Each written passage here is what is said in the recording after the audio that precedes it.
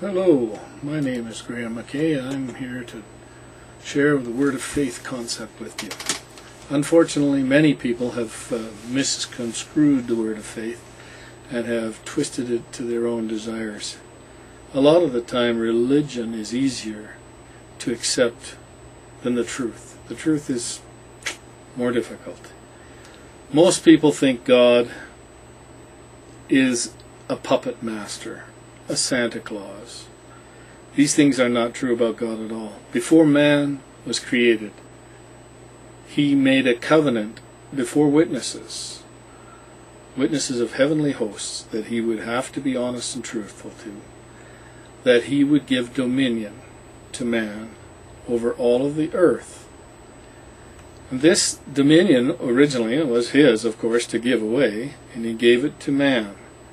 But there is no way that God would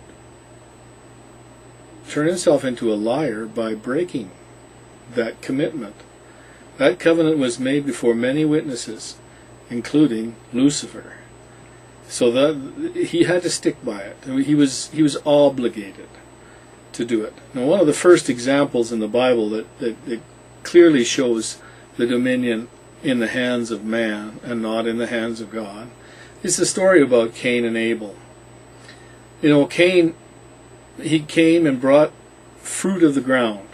And it's very important to notice that he just brought fruit of the ground. He didn't bring the best fruit. He didn't bring the good fruit. He just brought fruit of the ground. That's in Genesis 4, verse 3. Now, this is where things start to get easily misunderstood.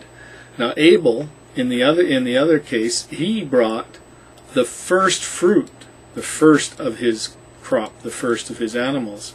And a lot of people like to twist this around and say that it had to do with the blood and it was foreshadowing of Jesus Christ. And all of those things are all well and good. But the real truth is, he brought the best. He brought the best to God. And therefore, his offering was respected, and Cain's was not respected, because Cain had not made any effort. In fact, he kept the best for himself. This is the obvious case, is that he kept the best for himself, whereas Abel gave the best to God. This is the selflessness, the true indication of their heart. And that's what made the difference between the two offerings. Unfortunately, people get all twisted up in it and think that Cain should have gone and bought a sheep from his brother and slaughtered a sheep or something. But that's not the case at all. Now, if you go on in the story, you know that Cain is contemplating doing his brother no good because his pride has been hurt. And God comes to him in a vision or whatever, however he was communicating with him. And he said, and the Lord says to Cain, he says, "Why are you wroth, and why is your countenance fallen? Why are you upset? If thou does well, if you doeth well, shall you not be accepted? And if thou do not well, sin lies at the door, and unto thee shall be his desire, and thou shalt rule over him." This is an important verse in Genesis 4, verse 7. See, God's not saying, pray me and I will intercede on your behalf because Satan is trying to devour you. He's not saying that at all. He's saying, I can't do much for you, but I can give you some advice. So he gives him some advice. He says, sin lies at the door. Now, we all know that sin is an internalized heart condition, but it's also an improvisation of the enemy to try to deceive and to destroy and all that sort of thing. But he says to God, God says to Cain, he says, and you shall rule over him. Now, it looks like after the sin has taken place, Cain's going to rule over the sin. That's not the case at all. what God is trying to say here is that you must rule over him. You must take authority, the authority I've given you and your family, to take dominion over sin. And it's his will that is important here. It's not God's power.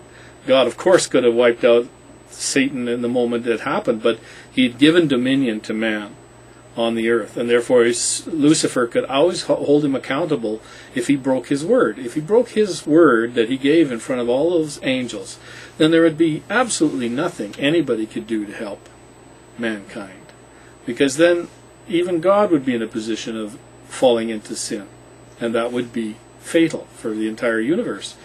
And obviously God's not going to break his word. The one thing God cannot do, and that is to lie. And breaking your word and lying are the same thing. It doesn't matter whether you lied the first time or whether you broke your covenant the second time. It doesn't make any difference. It's still a lie. You make your word a lie. It's impossible for God to lie. That's confirmed in the book of Hebrews. And you'll find it repeated over and over and over again in the Old Testament, that it's impossible for God to lie. So in this situation, he is trying to teach Cain to take authority, to take that dominion. And from that moment on, the human race falls into deception. They fall into this after their own will, and they don't take dominion over anything. They always want God to intercede on their behalf.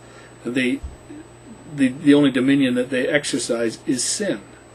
And this is the real problem. It has nothing to do with mastering sin so we can sin in our own lives and get away with it. No. We've fallen. We've broken to sin. Sin has dominion over Cain.